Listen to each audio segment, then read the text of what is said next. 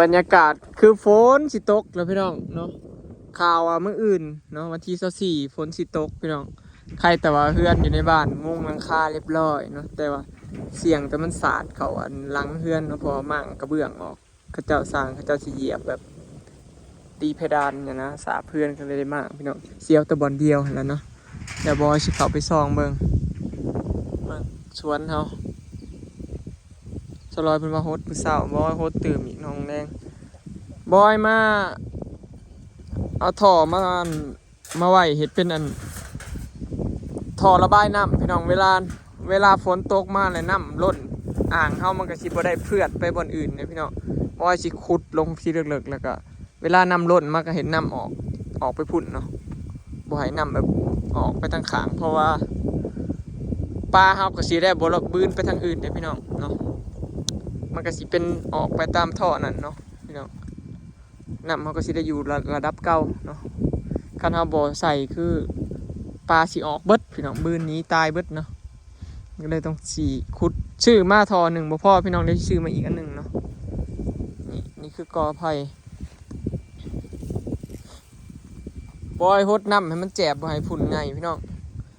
มือหนาเนาะมืออื่นคันว่างจะสิมาขุดแล้วก็เอาดินมาใส่เท่านี้ให้มันแจบแล้วก็สิฮดน้ำแล้วก็ป้านให้มันเป็นแบบ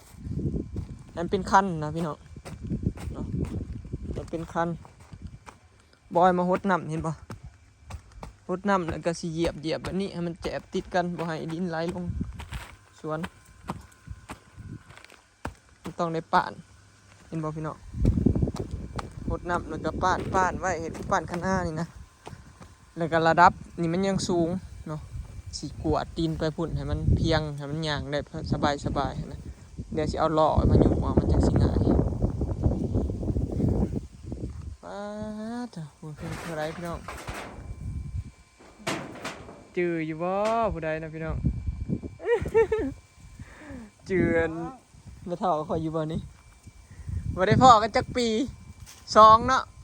2 ปีนี่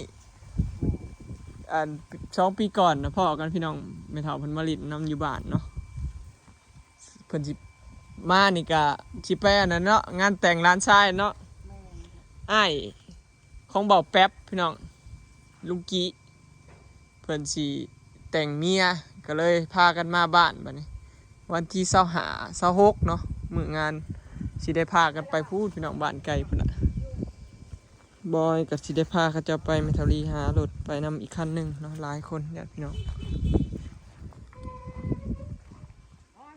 นอนอยู่ใช่ไหมเถ่า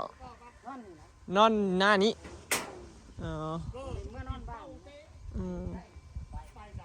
นอนอยู่หน้าเพิ่นละไผกับบริโนอนบ้านเบิดแล้ว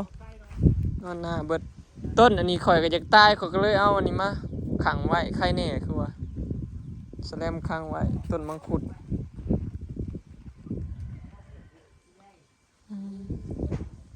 บอยซื้อท่อระบายน้ำมาเสียดเป็นบ่ออันท่อระบายน้ำเนาะเอาชีมาใส่ในนี่นะพี่น้องสิขุดลงไปจักน้อยหนึ่งแล้วก็เสียดเป็นท่อลากเงาไปออกพุ่นเอาน้ำให้มันออกไปตามแคมไหลเพราะน้ำมันก็บ่ได้ว่าไหลแห้งแบบไปเพื่อนบนอื่นนะพี่น้องพอน้ำมันก็แค่น้ำน้อยเดียวนะพอให้มันไหลบ่อนเดียวนะพี่น้องบ่ได้ให้มันไหลผ่านไปทั่วที่แล้วก็อ่างเขาก็ทิบ่ได้ล้นเนาะโลนแตกไปทั้งที่ทั่วที่สื่อท่อมาผลก็คือสีตกพี่น้องเขาตกมานี่อ่างของน้ำคนนี้เจือนไปเลยยันตื่นไปเลยยังบ่มีเวลาเห็ดอันนี้พี่น้องสร้างบ่ว่างเนาะเพราะตะเลิ่นกับงานลายเพิ่นก็ไปเห็ดคอกหมูเพิ่นส่วนเพื่อนสิเห็ดก็สิเห็ดชิดไปทางอันลักหัวนะพี่น้องสิเห็ดไปพูดแหละที่เริ่มตั้งเสาอยู่พูดบอลเขาทมดินไว้ชุดนั่นแหละนี่บอกว่าพ่อมันห่างกับผีเลยเพราะว่าเดินพุ่นมันก็ยังกว้างเลยพี่น้องหน้าบ้านยังกว้างหลายเนาะจอดรถได้เกือบเป็น10 คันพูดแหละความกว้างเนาะสิเห็ดเสามานี่แลนมานี่ตรงนี้มาเนาะ12 ต้นได้มือดีแหละพี่น้องวันที่25คือว่า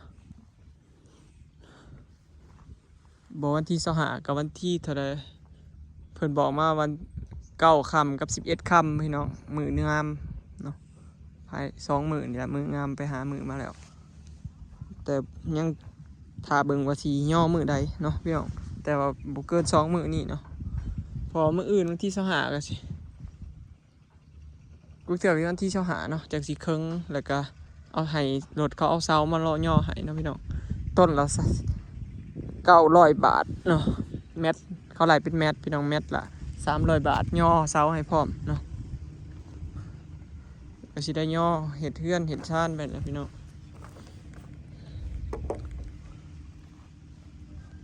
พอเฮือนอยู่หน้านี่ก็ได้เห็ดเด้เฮือนอยู่บ้านก็ยังบ่แล้วเนาะคาแมนบอยเห็ดยังหลายอย่างอยู่แต่ว่าเดี๋ยวงบประมาณสิบ่พอเฮือนหลังนี้เนาะบอยก็จังว่าอำอึ้งอะไรพี่น้องว่าสิเฮือนอยู่นั่นตัวนั้นตัวนี้งามบ่จังซี่นั่นจังคิดนี่เพราะว่าเฮือนหลังนี้ก็ยังสิได้เฮ็ดนะคันเอาปะไม้กองไว้แนวนี้ผัดปวกกินเบิดเด้อพี่น้องไม้นี่ใช้บ่ได้เนาะคันเฮาบ่พาเฮ็ดนี่คือปวกกินเบิดเลยนี่คือเก่าเนาะเฮาต้องได้ฟ้าวเฮ็ดเนาะพี่น้องนี่แหละมันจังบังคับเฮาถ้าแม่นว่าบ่รีบบ่ฟ้าวนี่ก็คือสิง่ายกว่านี้เนาะคือเฮ็ดเฮือนทางนั้นงามหรือว่าอิหยังสบายแต่ว่ามันบังคุมเฮาให้เฮ็ดก็คือตัวนี้แหละที่มากออกมาเด้อพี่น้องกระเบื้องอันนี้เนาะเด็กขอบข้างนี่ก็ซื้อมาแต่บ่ได้ใส่แล้วนะตอนแรกว่าสิใส่ขอบข้างแล้วใส่ทาสีขาวหั่นเด้พี่น้องมีสีขาวหั่นเด้กับตูบหั่นเด้เห็นบ่ว่าแล้วเราบ่ได้ใส่ซ้ำมันให้มันโซเล็กเลยเพิ่นน่ะเนาะเลยบ่ได้ใส่ซื้อมาเสียคือซื้อข่าวมื้ออื่นฝนสิตกเนาะแต่บ่ฮู้ว่าสิตกมื้อใดแต่ว่ามื้อนี้คือนะพี่น้องลมแรงสิฮ้อนๆมื้อนี้อากาศเนาะมื้อนี้บ่มีพายุจ้ามันธรรมดาเพิ่นไปงานแต่งเนาะกับเจพละเบาเละ3 คนบ่ให้บ่ได้ไปพี่น้องฝากซองเอายากสิไปทางใดก็บ่ค่อยได้ไปดอกพี่น้องบ่ค่อยนี่ก็บางนี่ก็เอาลูกเบิดมื้อเนาะเอาลูกเปลี่ยนอีแม่ไปบอยเอาลูกเปลี่ยนกันอยู่นี่นี่เดินไปเถามาลาพี่น้องเพิ่นปลูกต้นหลายต้นเลยนะพี่น้องเมืองนี่เพิ่นได้ต้นไม้หลายกว่าเริ่มสิหลายกว่าบ่อ้อยแล้วต้นไม้เพิ่นนะขนาดเรามาปลูกน้ำลังแล้วเพิ่นไปซื้ออยู่ฝั่งไทยมาปลูกใหม่ได้นี่มะพร้าวน้ำหอมเพิ่นปลูกเห็นบ่ปลูกตามแคมเขาบอยยังบ่ทันได้ต้นมะพร้าวน้ำหอมพี่น้องยังหาเบี้ยพุ่นแหละยามว่างเนาะเพราะว่าบ้านเฮาบ่มีขายพี่น้องมีแต่ฝั่งไทยกับอยู่ในเมืองสวรรค์ไกลๆพวกพี่น้องแถวเขตบ้านเฮาไกลๆนี่บ่มีขายเนาะเบี้ยใหม่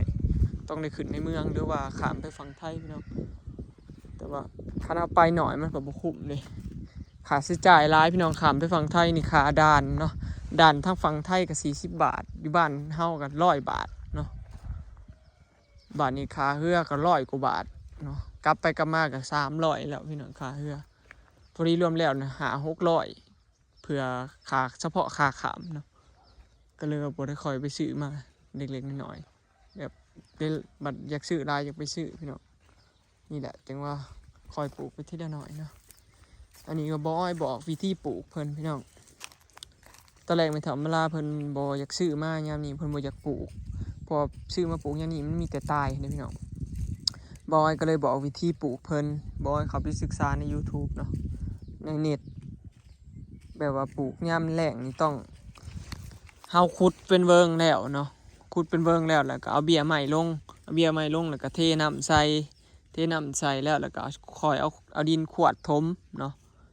ปลูกกับกันกับยามฝนนี่คือเอาเบี้ยใส่แล้วเอาดินถมก่อนจะรดน้ำแม่นบ่พี่น้องอันนี้เอาเบี้ยลงแล้วรดน้ำแล้วจังเอาขวดดินถมเนาะวิธีปลูกยามแล้งอันนี้คือยามแล้งเนาะใครแต่ซุมื้อนี้มันมีอินเทอร์เน็ตเนาะมีหลายอย่างเฮาอยากเฮ็ดหยังก็ศึกษาในนั้นได้เนาะพี่น้องสะดวกสบายเบี้ยใหม่แล้วหลายกว่าบ่อยได้พี่น้องมึงมากันนี่เพิ่นก็ปลูกอ้อมนองเลยคลองใส่ไก่เพิ่นก็ปูลงแล้วเพราะว่าบ่ได้หื้อบัดกาวบ่ดีพี่น้องตอนแรกเราสิติดเลยแต่ว่ากาวอันบ่ดีเนาะคนละแบบกับของบ่อ้อยเด้ แต่ว่าเห็นแต่เขาใส่ในเน็ตกาวยี่ห้อนี่นะบ่เพิ่นไอเสือเพิ่นโทรมาหาบอยแบบนี้บ่วะบอยก็เห็นยี่ห้อมันตา8เซียนก็เลยบอกเพิ่นเอาแบบนี้แหละเห็นเขาใส่ในเน็ตเนาะมาแล้วมาเพิ่นบ่ได้เรื่องพี่น้องนี่กาวบ่ดีแฮงบ่ค่อยอยากติดบอยติดปะไว้เมื่อวานนี่ครับเฮาบ่ติดซั่นเลยอะก็เลยว่าสิได้ซื้อกาวใหม่ของเพิ่นนี่แหละพี่น้องมันบ่มีประสบการณ์เห็นหยังก็ยากเนาะ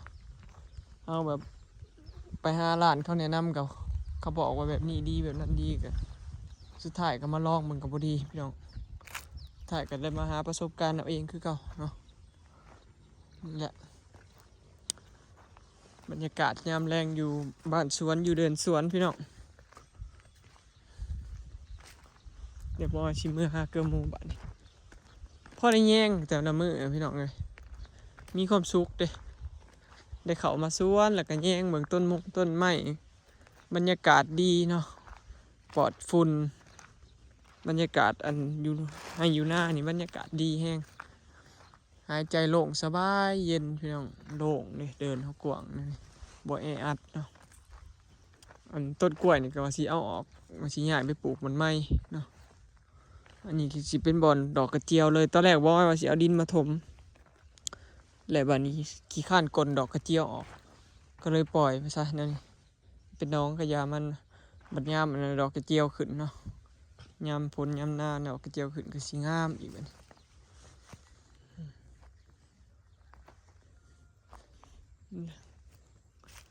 สบายพี่น้องเย็นสบายอยู่นี่เนาะคำแม่นว่าเฮือนข่อยแล้วคือสิสบายคำแม่นมีเฮือนหน่อยอยู่นี่เนาะเฮือนหน่อยอยู่สิคือสิสบาย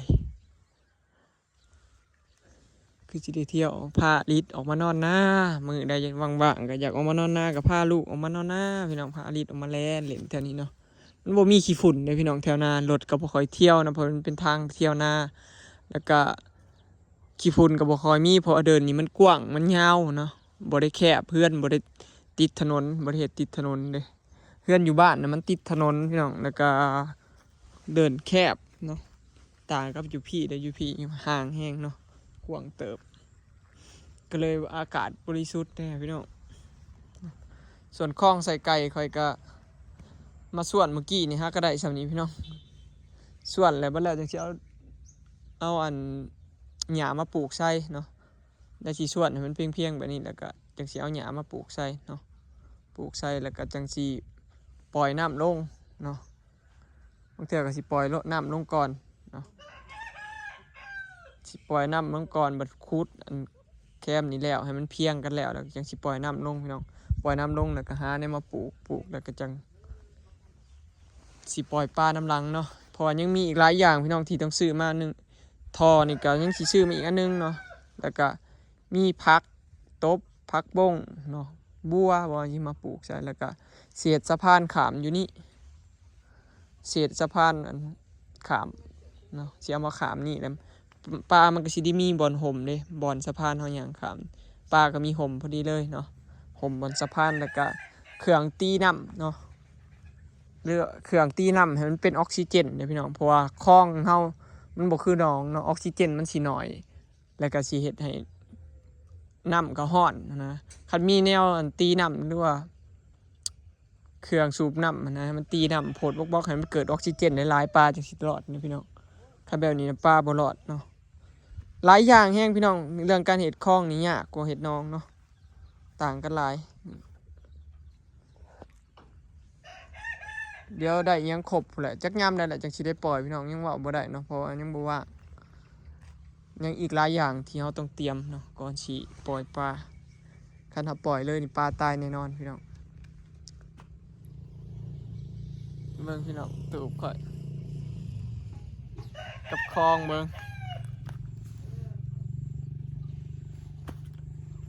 คลิปนี้ก็สิขอเก็บภาพบรรยากาศสำนี้เด้อนะพี่น้อง